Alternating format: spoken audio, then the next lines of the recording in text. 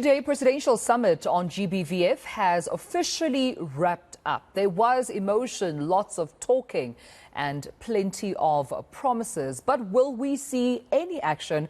That's the question that South Africans are asking, calling GBVF a pandemic, saying something needs to be done and something needs to be done quick about this. Well, let's find out from therapist, social activist and health professional Beverley Mpho Motlhabani, who deals with victims on a daily basis. Joining us, of course, this morning to take this conversation forward. And Beverley, thank you so much for your time and good morning to you. I think my first question to you is the past 2 days, how have you taken in everything that's been said at the presidential summit on GBVF?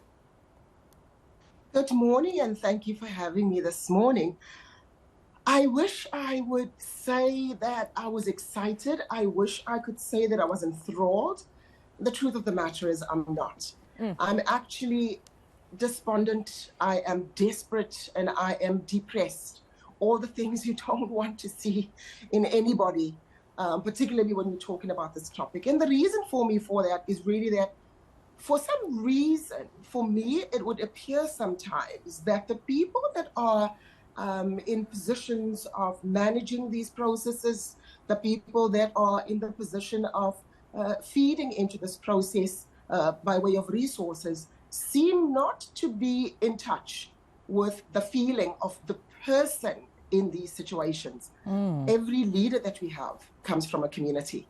And for me, it boggles my mind that sometimes we would respond so nonchalantly and with none of the urgency that is needed for a response for these matters that we're dealing with. This is not a process that began in 2018. It simply exploded in 2018 when hashtag the total shutdown took it up upon themselves. Ordinary men and women, and the women were more in the forefront because we had to command that attention and that stage. So that is how I'm feeling. Very despondent, very, very desperate. And very But Beverley, in your opinion, where is the leadership? This is government leaders I'm talking about in this context. Where are they getting it wrong? They set up this summit, to say that they would do proper research, they would implement policies that need to be implemented to protect women and children, to protect the country. They said they would expedite, budgets, for example, to ensure that the necessary resources are available to fight the scourge. But it seems they're lacking somewhere. Have you identified that gap? Let's attempt to take it one piece at a time. There's money. We see this because we've been told via television, in the State of the Nation address, in the addresses that we had throughout COVID, during the hard lockdown, the president telling us of the billions and billions of money that we're going to be dedicated to the fight against GBVF. I haven't seen what that money has done yet. Policy is well and good. Legislation, we desperately need it. Amendments to 3 pieces of legislation. And Minister Lamola tells us that 2 have now gone through and are implemented. The last one is going to be going through very soon, he says. But then again, he says end of the year and then February next year. We'll wait to see that. I still think that one person said the one time, does it have to be a minister's child? Does it have to be one of the leaders, members of a family that goes through this for them to understand? I am not going to say that, but I will say that it's a reflection of the passion and the fear and the anger and the pain that people are feeling on the ground for this dragging of the feet. You cannot tell me, for instance, ma'am, that the council that existed in 1998 was finally dissolved around 2013, 2015. What was the reason for that?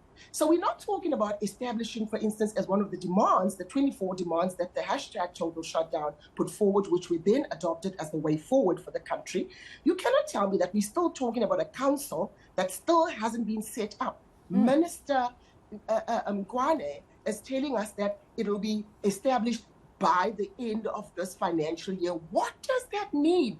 There's a saying, justice delayed is justice denied. Now, that was very popular during the height of political activism. Why is that not applicable now? And these are the leaders that are now leading us. that were leading those protests and leading those campaigns to say, don't delay justice, because then it's justice denied. But these are the same people that are now denying us that justice.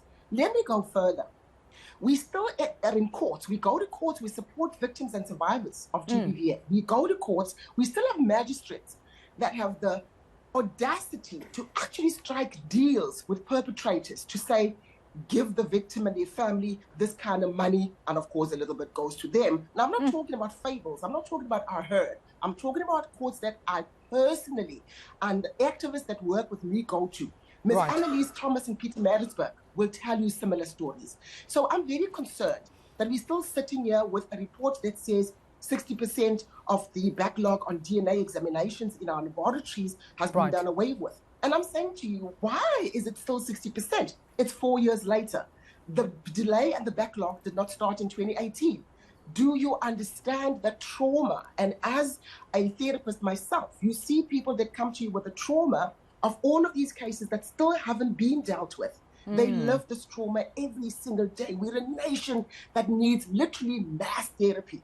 We are not moving at the pace we should be moving at. We're not moving the stuff that we need to move at. Let me quickly say, well done, team, hashtag the total shutdown, for what you've done so far. Let me also say, the SAPS, the men and women that work very hard with us on the ground, very hard. And we don't have a budget, by the way. We don't have money. We are not funded.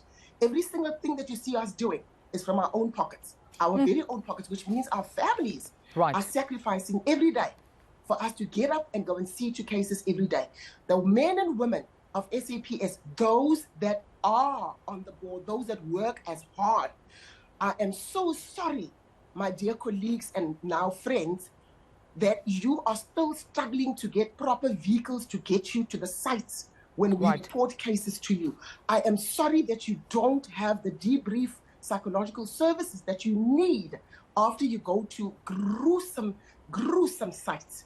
And you have to deal with these matters every day, because it must balance. There are people that work very hard on the And we have to leave it there, unfortunately, Beverley, and I wish we had more time to explore this topic. But thank you so much for adding your voice. Therapist, social activist and health professional Beverley Mpho Motlhabani, thank you for your time this morning.